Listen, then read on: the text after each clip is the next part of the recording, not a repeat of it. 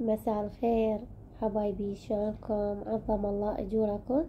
اليوم حسوي وياكم تحلية عاشوراء على الطريقة التركية. جربوها، طعمها كلش طيبة وموادها متوفرة بكل بيت. بالبداية بسم الله نحضر المكونات: فاصوليا منقعتها قبل وقت وسلقتها، والكشمش والمشمش المجفف مقطعته على شكل مكعبات صغار بهذا الشكل، والحبية على قد كوب ونص منقعتها 4 ساعات، والحمص منقعته وسالكته، والزبيب واللوز والتفاح مع 5 حبات قرنفل وكوب ونص من الشكر. بالبداية حنضيف الحبية بعد ما صفيناها من المي، حنضيف لها 2 لتر من المي. بعدها حغطيها ونتركها لما تستوي عندنا الحبية. بعد ما استوت عندنا الحبية بهذا الشكل حنضيف لها المكونات. اولا نضيف الحمص، بعدها حنضيف الفاصولية، بعدها نضيف الزبيب والكشمش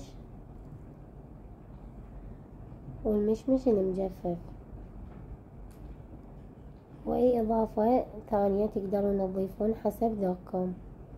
نخلطها خلطة خفيفة.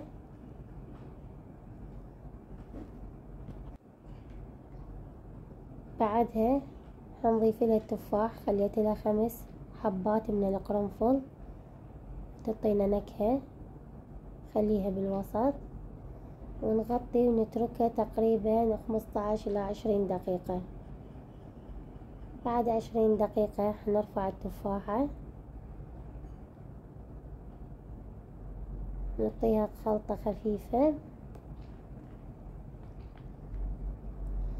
بعدها حنضيف 1 من عود الدارسين واللوز، تفاحتين مقطعتهم مكعبات صغار، نخلطهم.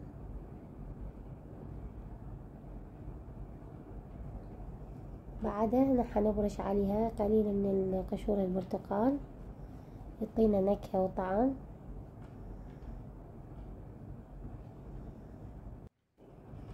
حنضيف عصير برتقالة 1،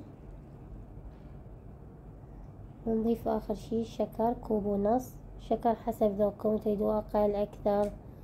بعد ما نضيف الشكر لازم نخلط بيه باستمرار. بعدها حغطيها ونتركها 20 دقيقة على اهدأ نار هادئة كلش قليلة. شوية بعد ما تماسكت عندنا وصارت بهذا الشكل، بعدها حنقدمها. أنا هنا استخدمت جوز للتزيين، جوز الهند وفستق حلبي وبندق، طبعا حسب المتوفر عندكم تقدرون تسوون التزيين. أنا هذا اللي عندي حزين بيهن. من كل شي نخلي شوية على الوجه.